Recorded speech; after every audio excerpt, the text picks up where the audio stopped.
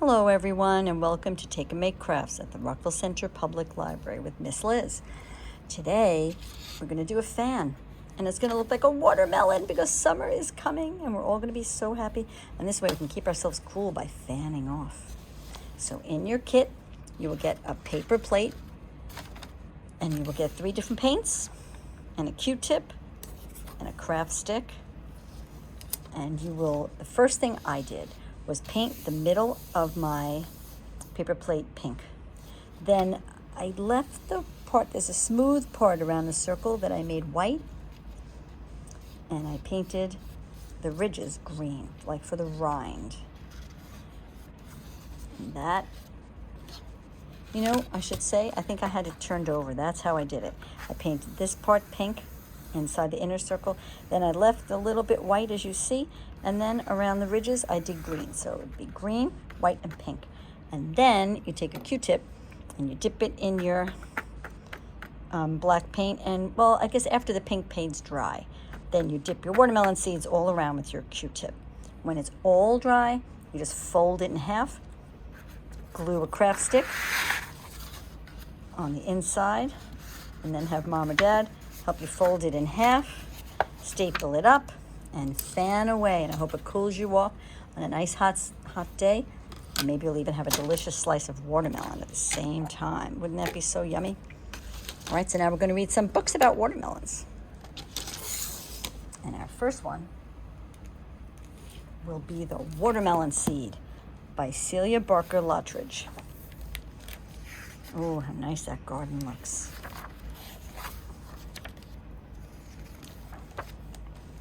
Max and Josephine planted a garden. They planted 1 watermelon seed, and it grew. They planted 2 pumpkin seeds, and they grew.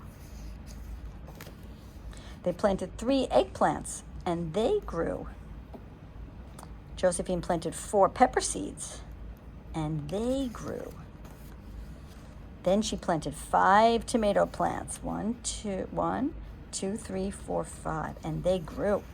Max planted 6 blueberry bushes, and they grew.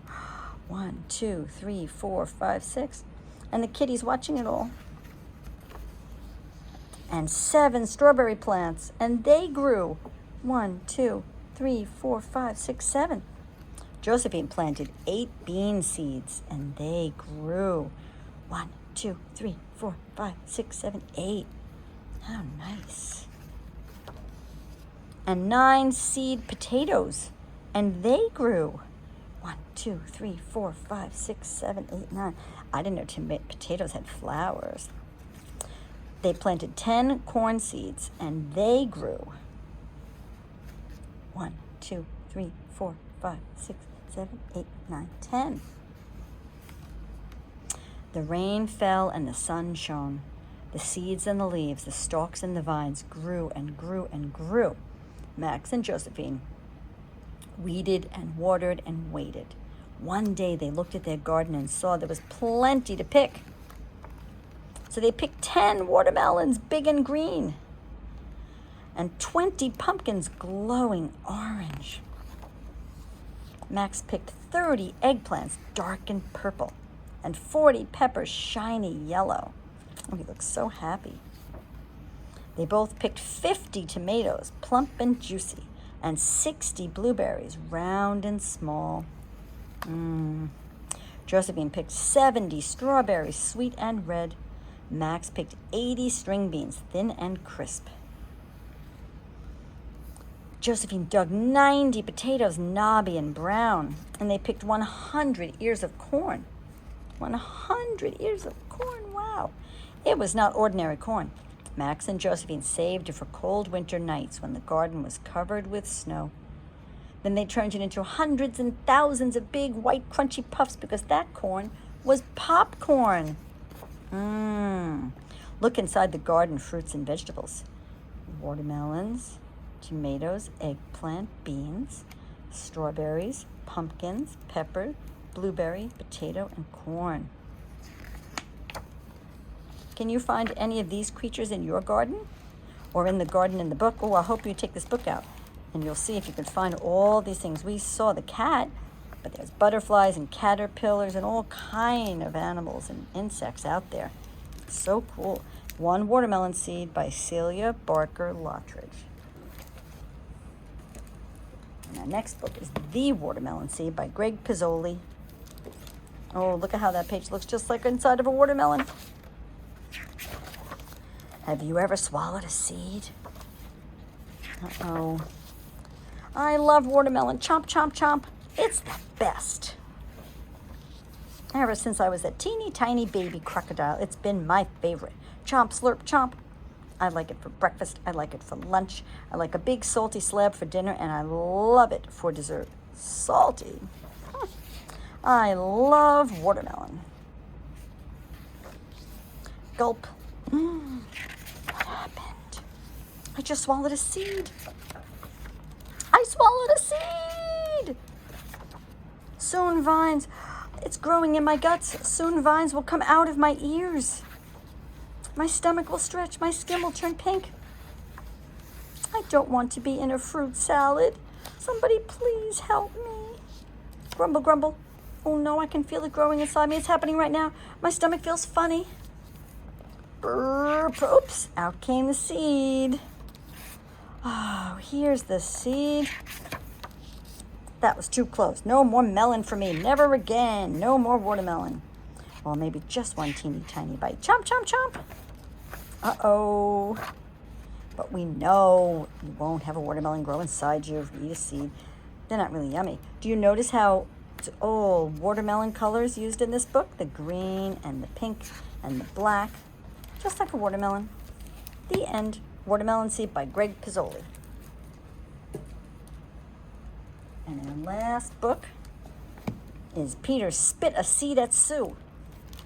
Oh, that's not very nice. Peter Spit a Seed at Sue by Jackie French Kohler. Mary Lou and I were bored, and so were Pete and Sue next door. Over they came, and we were four bored kids on a boring porch watching a bug crawl across the floor. Just then we heard a fella yelling, and he was selling watermelon. Melons, icy, cold, and sweet. Melons, what a perfect treat. Just the thing four kids could use to chase away their boring blues. We chomped and slurped and gulped and burped. Then Peter spit a seed at Sue, which hit her cheek and stuck like glue. Susie spit one back at Pete, which struck and stuck right on his seat. Peter spit two at Mary Lou. How could I help but join in too? Come on, I yelled to Mary Lou. You pepper Pete, I'll splatter Sue. Then seeds were flying everywhere, zipping, zinging through the air. Seeds were plastered to our clothes. Seeds were stuck between our toes. Seeds were tangled in our hair. Seeds got down our underwear. Ew. Off we ran across the yard, spitting fast and spitting hard. The laundry fluttered in the breeze as seeds buzzed through the air like bees. Soon our sheets had polka dots, and Dad's shorts sported leopard spots. Oh, there's Dad's shorts. We could hear that fella yelling still. Come and get your watermelon. He was in the village square. Seconds later, we were there, gobbling up a new supply. We slurped him in and let him fly. Wow. Off we swooped across the square, raining seeds down everywhere. Oops! One hit a traffic cop. We thought for sure he'd make us stop, but then he got an impish grin, grabbed a slice and plunged right in. Oh, that's funny.